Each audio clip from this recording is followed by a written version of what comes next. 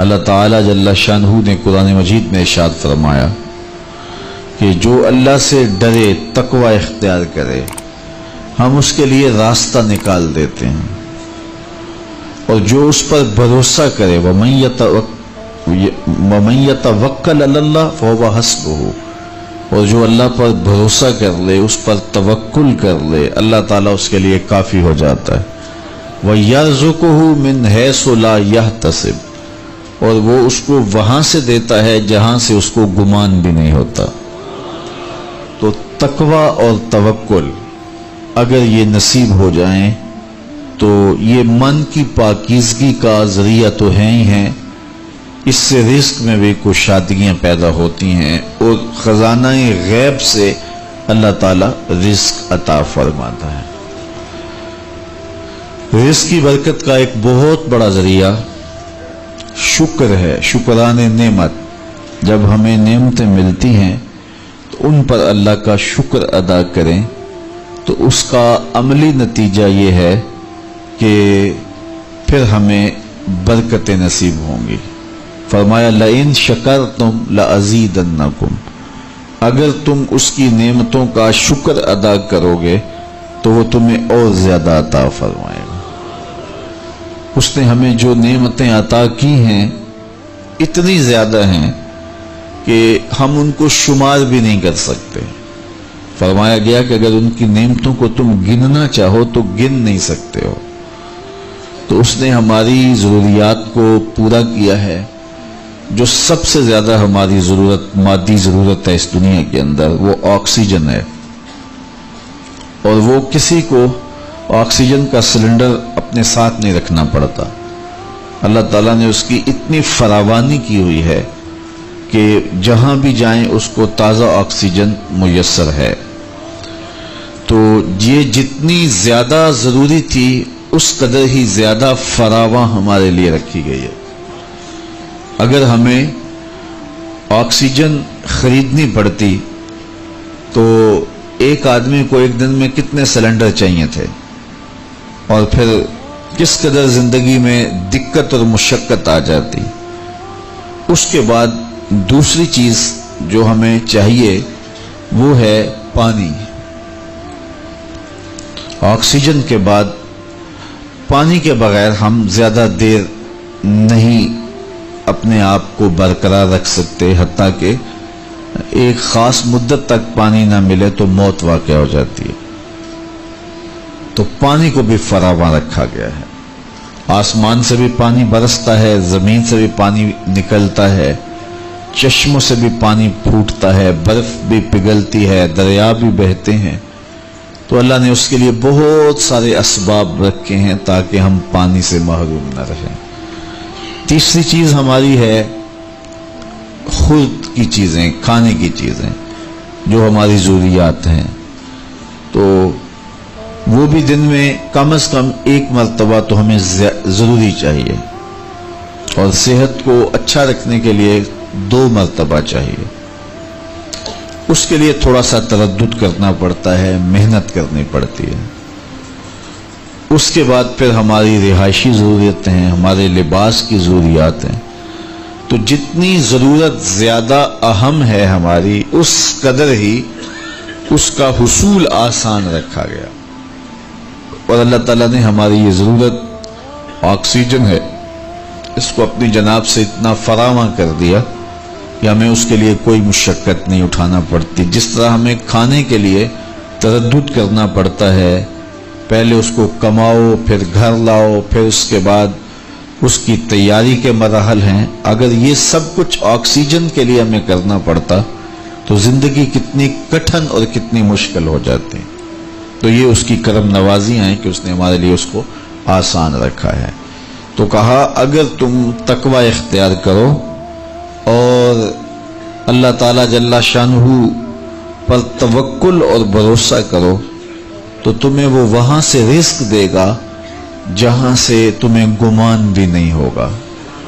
اللہ کے محبوب نے ارشاد فرمایا اگر تم اللہ پر توکل کرنے کا حق ادا کرو وہ تمہیں ایسا رزق دے جیسا پرندوں کو دیتا ہے، کہ جب وہ صبح اپنے घोंसले से निकलते हैं तो खाली पेट होते हैं।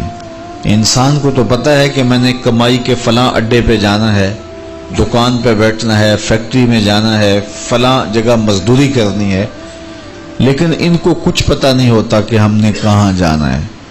लेकिन फरमाया कि जब सुबह निकलते हैं तो खाली पेट होते हैं और जब वापस शाम को पलटते हैं तो इनके पेट भरे हुए होते हैं। फिर जिसकी जो ज़रूरत है अल्लाह उसको वो नसीब करता है। सारे परिंदे एक जैसी ग़ज़ा नहीं लेते। इसी तरह मुख्तलिफ जो अल्लाह ताला ने मखलूक़ात पैदा की हैं उन सब की अग़ज़िया एक जैसी नहीं है। कुछ परिंदे कुछ खाते हैं, कुछ खाते हैं। अल्लाह सबको उनकी ज़रूरत बाहम पहुँचाता है। बल्कि मैं कहा करता हूँ ये जो हंस है ये दुनिया के अंदर लाखों की तादाद में, करोड़ों की तादाद में पाए जाते हैं और ये सुच्चे मोती खाते हैं। और हम अगर किसी दवाई में इस्तेमाल करने के लिए हमें मतलूब हो तो हज़ारों लाखों रुपए दे के हम किसी से लें तो फिर भी बाज़ का यकीन नहीं होता कि ये खालिस हैं या ना खालिस हैं। लेकिन उस जानवर को अपने पेट भरने के लिए ये मोती रोजाना सुबह शाम चाहिए होते हैं। और एक जानवर नहीं, दुनिया के ऊपर करोड़ों हैं। मेरा रब हर रोज हर एक की जरूरत को पूरा फरमाता है। तो जिसकी जो जरूरत है वो पूरी होती है। बन तवक्कुल पंछी उड़ दे, खर्च न पल्ले जेरा हो। जब वो घर से उड़ते हैं तो तरूहु हिमासन, जब वो उड़ते हैं तो खाली पेट होते हैं। वत्तागदू बितानन, और जब वो शाम को आते हैं तो उनके पेट भरे हुए होते हैं। तो कोई अड्डा रिज़्क़ का मखसूस उनके लिए नहीं है और सबसे अच्छा खाते हैं। वो जो अमरूद का बाग होता है उसमें अगर आप देखना हो कि सबसे अच्छा मीठा अमरूद कौन सा है तो वो होगा जिसको तोते ने चूंच लगाई हो, क्योंकि ये सबसे अच्छा फल पूरे बाग में। एक ना होता है एक्सपोर्ट क्वालिटी, ये उससे भी बेहतर क्वालिटी लेता है। तो अल्लाह ताला ने इसके लिए सबसे अच्छा रखा हुआ है, तो अल्लाह ने ये इंतजाम किया हुआ है। तो फरमाया मेरे हुजूर ने, अगर तुम अल्लाह पर तवक्कुल करने का जो हक है उसको अदा कर दो तो वो तुम्हें भी ऐसे ही रिज़्क़ अता करे जैसे परिंदों को रिज़्क़ अता करता है, अगर तवक्कल तुम्हें नसीब हो। हज़रत राबिया बसरिया कि हाँ मेहमान आए तो उन्होंने, खादमा ने कहा हज़रत मेहमान आए हैं तो उनके लिए क्या किया जाए। कहा उन्हें खाना खिलाओ।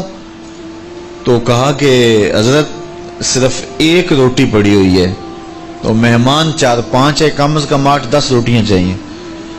तो फरमाया अच्छा उस रोटी को अल्लाह की राह में खैरात कर दो। तो खैरात कर दिया गया। थोड़ी देर के बाद दरवाजे पे दस्तक हुई। मन अल बाब, दरवाजे पे कौन है? कहा फलां का फरिश्तादा गुलाम हूं, मेरे आका ने आपके लिए खाना भेजा है। खादमा ने खाना वसूल किया और कपड़ा उठाया, गिना तो 4 रोटियां थीं। तो खादिम से कहा जल्दी जल्दी इसको वापस कर दो, इसके आका ने किसी और घर भेजा होगा, ये गलती से हमारे घर आ गया। खाना वापस कर दिया। फिर दरवाजे पे दस्तक हुई। पूछा मन दक्कल बाब, दरवाजा किसने खटखटाया? कहा फलां का फरिश्तादा गुलाम हूं। खादमा ने खाना वसूल किया। हजरत राबिया ने कपड़ा उठाया तो गिना तो 6 रोटियां थी। कहा इसके आका ने किसी और भेजा होगा, ये गलती से हमारे घर आ गया। खाना वापस कर दिया। फिर दरवाजे पे दस्तक हुई तो पूछा दरवाजे पे कौन है? कहा फलां आका का भेजा हुआ गुलाम हूं। और उन्होंने कहा ये खाना हजरत राबिया को दे के आना है। तो खादमा ने वसूल किया। हजरत राबिया ने कपड़ा उठाया, गिना तो 10 रोटियां थी।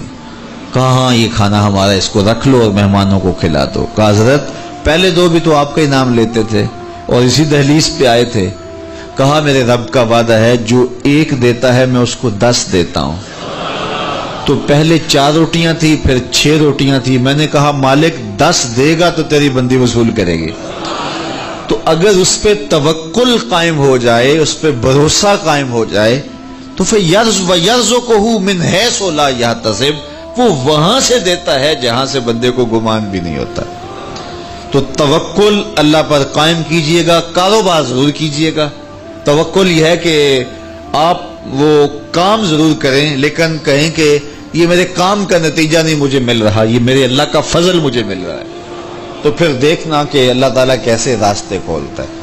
تو جب انسان اللہ کے فضل پر توکل قائم کر لیتا ہے تو پھر کام کاج ضرور کرتا ہے، لیکن اس کی زندگی کی جو ٹینشن ہے وہ ختم ہو جاتی ہے۔ بندہ کہتا ہے کہ یہ ہے تو میں کرتا ہوں، تو یہ نہیں ہوگا تو یہ نہیں ہوگا، بس وہ جتنا کر سکتا ہے وہ کرے، باقی چھوڑ دے اس پہ، تو پھر وہ خزانہ غیب سے نصیب فرمائے گا۔ اچھا، حضور علیہ السلام نے ایک اور چیز ارشاد فرمائی، بلکہ اپنی امت کے لیے دعا دی، اللہم بارک لامتی فی بکورہا، اے اللہ میری امت کے لیے صبحوں میں برکتیں ڈال دے۔ جو کام صبح کیے جاتے ہیں ان کاموں میں بڑی برکت ہے، جو کام جو ہے وہ دیر سے کیے جاتے ہیں، رات کو کیے جاتے ہیں، دوپہر کے بعد کیے جاتے ہیں، ان میں وہ برکات نہیں رکھی گئی جو حضور کی دعا سے صبح کے کاموں میں برکت رکھی گئی ہے۔ تو اس لیے آپ اپنے کام کاج میں جو ہے وہ صبح کو اس کا آغاز کیجئے، پھر دیکھنا کہ برکتوں کے قافلے کیسے اترتے ہیں، اس لیے کہ میرے حضور کی دعا کبھی مسترد نہیں ہوتی۔ اجابت کا صحرا، عنایت کا جوڑا، دلہن بن کے نکلی دعائے محمد صلی اللہ علیہ وسلم، اللہم بارک لامتی فی بکورہا، اے اللہ میری امت کی صبحوں میں برکتیں ڈال دے۔ تو جو کام صبح کے وقت کیے جاتے ہیں اس میں برکت رکھی گئی ہے۔ اگر آپ چاہتے ہیں کہ ہم آسودگی حاصل کریں تو پھر اپنے کاموں کا آغاز صبح سے کیجئے۔ اللہ اکبر، اس کی برکات آپ کو نصیب ہوگی۔ اور ایک اور بات ارشاد فرمایا کہ جو چاہتا ہے کہ اس کی عمر میں برکت ہو اور اس کے رزق میں برکت ہو، دو چیزیں جو چاہتا ہے، جو یہ چاہے کہ اس کے رزق میں اور اس کی عمر میں برکت ہو، اور یہ ہر بندہ چاہتا ہے، تو میرے حضور نے فرمایا کہ وہ اپنے رشتہ داروں کے ساتھ سلوک اچھا کرے، صلہ رحمی کرے۔ بعض اوقات ہوتا ہے کہ وہ رشتہ داروں کا رویہ اچھا نہیں ہوتا۔ میں آپ کو بتاؤں کہ سب سے بہتر صدقہ کون سا ہے؟ سب سے بہتر صدقہ وہ ہے جو ناراض مفلس رشتہ دار کو دیا جائے، سب سے افضل صدقہ، چونکہ اس میں نفس شامل نہیں ہوگا۔ بندہ کہے گا آپ شریکوں کو دیں، یہ پہلے ہمارے مخالف اور کھڑے ہو جائیں گے، لیکن وہ کسی وجہ سے وہ ہو مجبور گئے، مفلس ہو گئے، تو جو مفلس مجبور ناراض رشتہ داروں کو صدقہ دیا جائے اس میں نفس درمیان میں کھڑا نہیں ہوتا، تو وہ صدقہ اللہ کو بڑا محبوب ہے اور وہ سیدھا سیدھا قبول ہوتا ہے۔ تو جو یہ چاہے کہ میری عمر زیادہ ہو اور میرے رزق میں برکتیں ہوں، تو میرے حضور نے ارشاد فرمایا کہ وہ کیا کرے، وہ اپنے رشتہ داروں کے ساتھ اچھا سلوک کرے۔ صلہ رحمی کی تلقین کی گئی، اس سے آسودگی بھی نصیب ہوتی ہے اور یہ ایک اچھے معاشرے کی تشکیل کی ضمانت بھی ہے، اور اس سے رزق اور عمر میں برکتیں بھی نصیب ہوتی ہیں۔ اچھے اور صالح رزق کے لیے میں نے کل بھی ایک روایت آپ کے سامنے پیش کی تھی، وہ بھی علماء نے لکھی کہ دو بھائی تھے، ایک کام کاج کرتا تھا، دوسرا حضور کے پاس بیٹھا رہتا تھا۔ تو اس نے آ کے شکایت کی کہ حضور یہ میرا بھائی ہے، یہ میرے ساتھ کوئی مدد ہی نہیں کرتا، یہ آپ کے پاس ہی بیٹھا رہتا ہے۔ تو حضور نے فرمایا کہ شاید اللہ اس کے صدقے سے تجھے رزق دیتا ہو۔ تو جو دین کے لیے بھائی لگ جائیں، رشتہ داروں میں، اعزاء و اقربا میں، یا ویسے ہی طلباء کے لیے آپ اگر شامل ہو جائیں تو پھر وہ آپ کے کاروبار میں، رزق میں برکت کا سبب و ذریعہ ہو جائے گا۔ ایک اور چیز حضور نے فرمائی، حل تنصرون و ترزقون الا بدعفائکم، فرمایا تمہیں جو رزق دیا جاتا ہے اور بعض امور میں تمہاری مدد کی جاتی ہے، اور مشکل حالات ہوتے ہیں، حالات ٹال دیے جاتے ہیں، میرے حضور نے فرمایا تمہیں پتہ ہے وہ ایسا کیوں ہوتا ہے؟ حل تنصرون و ترزقون، تمہیں جو رزق بھی دیا جاتا ہے، بعض اوقات ایسا ہوتا ہے ایک بندہ بڑی محنت کرتا ہے، نتائج نہیں ملتے، ایک بندے کی تھوڑی محنت ہوتی ہے لیکن دروازے کھلتے چلے جاتے ہیں، مشکل میں پھنس جاتا ہے، کوئی ایسا سبب لگ جاتا ہے کہ راستے کھل جاتے ہیں۔ تو تو بندہ کہتا ہے کہ پتہ نہیں یہ کیا ہوا، تو حضور نے فرمایا کیا جانتے ہو، حال تنصرون و ترزقون، تمہاری یہ جو مدد ہوئی اور تمہیں جو رزق کی کشادگی عطا کر دی گئی یہ کیوں ہوئی ہے پتہ ہے؟ الا بدعفائکم، کہا تم معاشرے کے جن کمزور لوگوں کی مدد کی ہے یہ ان کی دعاؤں کا نتیجہ ہے۔ اپاہج، کمزور، لاچار، اراملہ، یتامہ، مساکین۔ یار جب کوئی شخص کسی یتیم کی مدد کرتا ہے اور ان کے گھر میں چولہا جلتا ہے تو عرش کا رب کتنا راضی ہوتا ہے۔ جب کوئی دکھیے کے کام آتا ہے اور اس کی اعانت کرتا ہے تو پھر وہ راضی ہو جاتے ہیں۔ غریب پھنسے ہوئے ماں باپ، گھر بیٹی جوان ہو رہی ہے اور بڑھاپے کی طرف اس کا رخ ہو رہا ہے اور ان کے پاس ہمت نہیں ہے کہ ان بیٹی کو اٹھا سکیں، تو کوئی صاحب ثروت چپکے میں جا کے ان کی مدد کر دیتا ہے کہ تیری بیٹی میری بیٹی ہے اور اس کو تو نے گھر کی دہلیز سے اٹھانا ہے، تو پھر وہ ایک دم خوش ہو جاتا ہے اور آسودہ ہو کے اس کا انتظام کرتا ہے اس کی شادی کا۔ تو کوئی جانتا ہے کہ اس بوڑھے ماں باپ کے دل سے کتنی دعائیں نکلتی ہیں اور اس جو ہے وہ بیٹی کے دل سے کتنی تمنائیں اور کتنی جو ہے وہ نیک جذبات ان اشخاص کے لیے ہوتے ہیں جو ان کی مدد کے لیے کھڑے ہوئے۔ تو کوئی اس کا وزن ہے؟ کوئی وزن نہیں کر سکتا کہ اللہ تعالیٰ اس کی برکت کتنی عطا کرتا ہے۔ تو میرے حضور نے ارشاد فرمایا تمہیں جو رزق دیا جاتا ہے، مصائب سے تمہیں بچا لیا جاتا ہے، آتی آتی تکلیف ٹل جاتی ہے، تمہاری نصرت دشمن کے مقابلے میں ہوتی ہے، حاسدین کے مقابلے میں تم کھڑے ہو جاتے ہو۔ فرمایا تمہیں پتہ ہے یہ تمہیں کیوں ایسا ہوتا ہے؟ فرمایا الا بدعفائکم، جو تمہارے معاشرے کے کمزور لوگ ہیں جن کی تم نے مدد کی، فرمایا یہ ان کی دعاؤں کا نتیجہ ہوتا ہے۔ ان کے اٹھے ہوئے ہاتھ اللہ کبھی خالی نہیں موڑتا ہے۔ اس لیے لاچار لوگوں کی، دکھی لوگوں کی، بے بس اور بے آسرا لوگوں کی مدد کے لیے کھڑے ہو جایا کرو۔ وہ کسی نے کہا تھا کہ بڑوں کی بڑی بڑی خدمتوں سے وہ سکون نہیں ملتا جو چھوٹے چھوٹے لوگوں کی چھوٹی چھوٹی خدمتوں سے مل جاتا ہے۔ بڑوں کی بڑی خدمتیں بھی کریں تو وہ راضی نہیں ہوتے، لیکن چھوٹوں کی چھوٹی چھوٹی خدمتیں، یار غریب کو تو پیار سے کھڑا کر کے اس کے پشت پہ شفقت کا ہاتھ پھیر دیں تو وہ سارا دن خوشی سے گزار دیتا ہے کہ آج جو ہے وہ فلاں صاحب نے مجھے تکریم دی ہے، مجھے عزت دی ہے۔ تو میرے حضور نے فرمایا کہ تمہاری جو مدد ہوتی ہے اور رزق دیا جاتا ہے یہ تمہارے کمزوروں کی وجہ سے اللہ تعالیٰ تمہارے اوپر کرم فرماتا ہے۔ اچھا، ایک اور ذریعہ رزق کے اضافے کا حضرت عبداللہ ابن مسعود رضی اللہ تعالی عنہ کی مرویات سے۔ یہ حضرت عبداللہ ابن مسعود جلیل القدر صحابی ہیں، ان کے ہاں بیٹیاں ہی بیٹیاں تھیں۔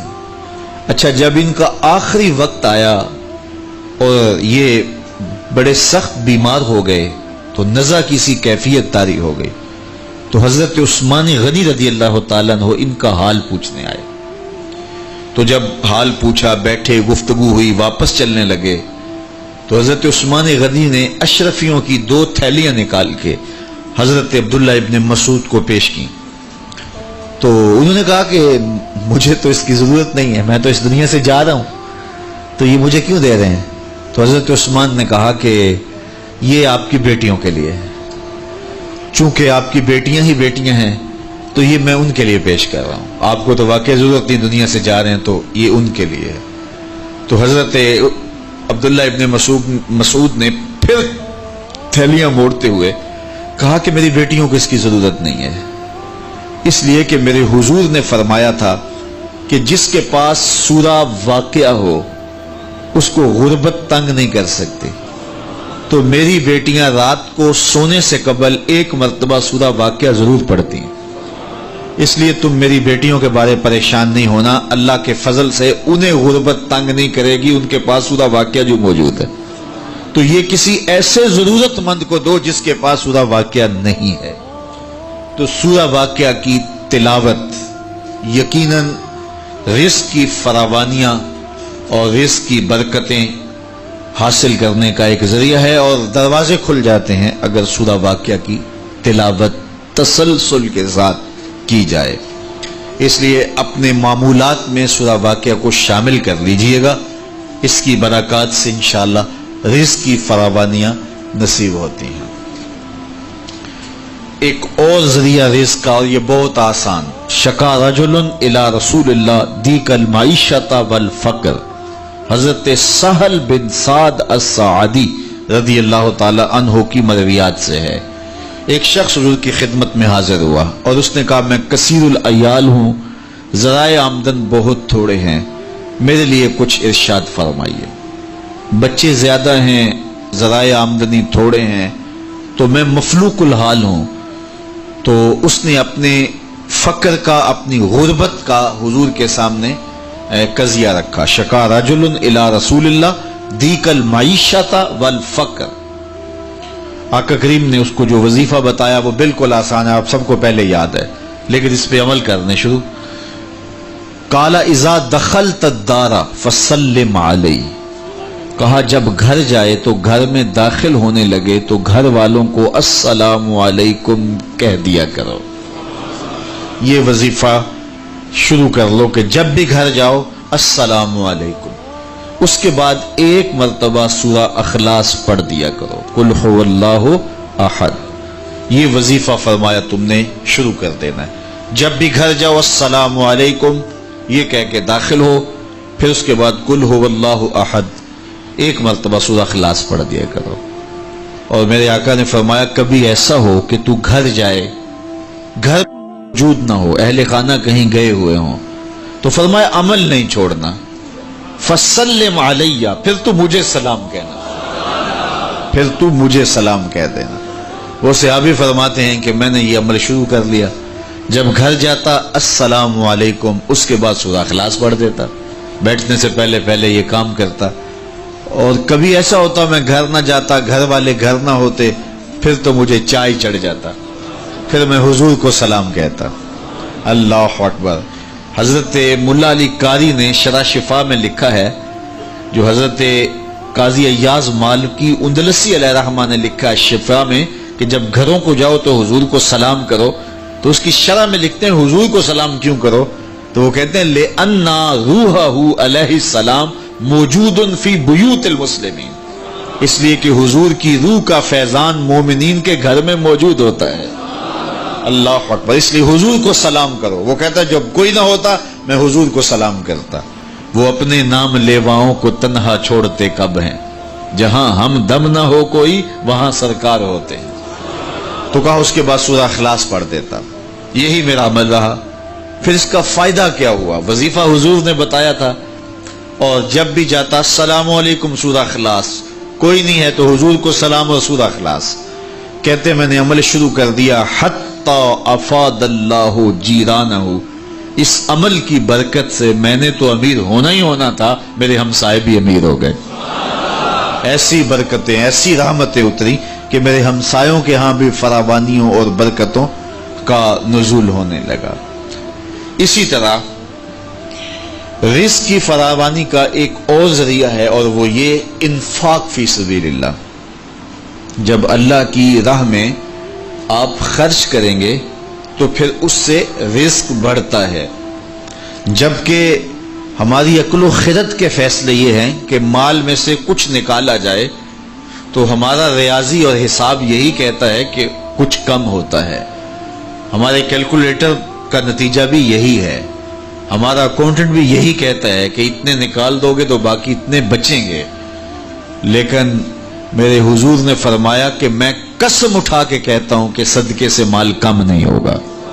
ہمارے بزرگ فرمایا کرتے تھے کہ وہ پرانے زمانے میں کنویں سے پانی نکال کر کے کھیتیاں سیراب ہوتی تھیں، بعد میں یہ جو ہے وہ ٹیوبل آ گئے تو ان کی ضرورت نہ رہی، لیکن وہ کنویں کافی دیر لوگوں نے بند نہیں کیے تھے کہ پتہ نہیں کبھی پھر ان کی ضرورت دوبارہ نہ پڑ جائے، تو دیر تک وہ کنویں ہم نے بھی دیکھے، اب تو تقریباً بند ہو گئے، لیکن آج سے 10-15 سال پہلے چلے جائیں تو ہر گاؤں میں کنووں کے نشانات موجود تھے، اور بعض میں وہ پرانی مالا بھی لٹک رہی ہوتی تھی، وہ ٹنڈے وغیرہ، تو پرانے کنویں ہم نے دیر تک دیکھے، تو ان کنووں کو کسی نے بند نہیں کیا تھا، دیر تک وہ جاری رہے۔ تو میرے بزرگ فرمایا کرتے تھے کہ اب ان کنویں سے پانی نکالو تو گدلا بھی ہے، میلا بھی ہے اور بہت نیچے بھی چلا گیا ہے، جبکہ انہی کنووں کا پانی تازہ بھی تھا اور شفاف بھی تھا اور بہت اوپر بھی تھا۔ کہا جب یہ کنویں باہر فیض دیتے تھے نیچے سے سوتے پھوٹتے تھے، جب انہوں نے باہر دینا چھوڑ دیا اللہ نے بھی عطا کرنا چھوڑ دیا، اب یہ بند ہو گئے۔ تو رزق کا معاملہ بھی یہ ہے، جب اس کی راہ میں دیتے رہو گے تو اللہ عطا کرتا رہے گا۔ یہ دیکھیے کھیتی کے پتے کاٹتے ہیں وہ اس سے پھل زیادہ ہوتا ہے لیکن پھر دوبارہ انہی پتوں پہ پتے اگاتے ہیں۔ تو کبھی ایسا نہیں ہوا کہ پھل توڑنے سے ختم ہو گئے ہوں، توڑیں تو اس کی جگہ جو ہے وہ نیا، اگر آپ بھینس کو جو ہے وہ دودھ نہ نکالیں گے تو وہ بیمار پڑ جائے گی، تو اگر نکالیں گے تو تھوڑی دیر کے بعد پھر وہاں دودھ آ جائے گا۔ تو یہ اللہ کا نظام ہے، اگر تمہارے ہاتھ سے پیسہ نکلتا رہا تو پھر اللہ تمہیں فراوانی عطا کرتا رہے گا۔ بندہ کہتا ہے کہ میں جوڑوں تو برکت ہوگی، میرا رب کہتا ہے تم خرچ کرو گے تو برکت ہوگی۔ تو اس لیے اس کی راہ میں خرچ کرتے رہنا، اس کی راہ میں دیتے رہنا رزق کی فراوانی کا سبب ہے۔ ایک اور وظیفہ میں آپ کو بتا دیتا ہوں، ہم اپنے جتنے بھی پیر بھائی ہیں سب کو تاکیداً کہتے ہیں کہ مالی مشکلات کے لیے اور گھریلو دیگر مشکلات کے لیے یہ وظیفہ پڑھا جائے، اور وہ یہ ہے کہ نماز مغرب کے بعد 21 مرتبہ سورۃ الکوثر کی ما بسم اللہ تلاوت کی جائے، اول آخر دوشی پڑھ لیا جائے اور پھر 21 مرتبہ سورہ کوثر کی تلاوت کی جائے۔ یہ عمل معمول زندگی بنا لیا جائے تو اس کا عملی نتیجہ یہ ہوگا کہ اللہ تعالیٰ جل شانہ اولاد کو بھی فرما بردار رکھے گا، اس کے نتیجے کے اندر جو ہے وہ رزق کاروبار میں بھی برکتیں ہوں گی، اس کے نتیجے کے اندر حاسدین دشمنوں کے شر سے بھی نجات رہے گی، اور اس کے نتیجے کے اندر اللہ تعالیٰ جو ہے وہ امور دینی میں بھی برکتیں عطا فرمائے گا۔ تو یہ ایک مؤثر ذریعہ ہے، اور اگر کسی کو مسائل زیادہ ہوں تو وہ ہر نماز کے بعد یہ عمل کر سکتا ہے، ورنہ مغرب کے بعد 21 مرتبہ سورہ کوثر کی تلاوت کرنے سے بہت ساری برکات حاصل ہوتی ہیں۔ لا حول ولا قوت الا باللہ، اس کا یہ وظیفہ میرے حضور نے خود بتایا، اور اس کی یہ 99 بیماریوں کا علاج ہے، اور میرے حضور نے فرمایا کہ یہ وظیفہ میں نے کہاں سے لیا ہے؟ حضور فرمایا کہ عرش الہی کے نیچے ایک خزانہ ہے، خاص خزانہ، فرمایا یہ وظیفہ مجھے وہاں سے ملا ہے، اور اس میں 99 بیماریوں کا علاج ہے، اور اس میں سب سے کم درجے کی بیماری ہم اور غم ہے۔ تو اللہ تعالیٰ جل شانہ ہمیں جس طرح دنیاوی اسباب ہمارے پیش نظر ہوتے ہیں تو روحانی امور کے ذریعے سے بھی ہم برکتوں کے حصول کو آسان کر سکتے ہیں۔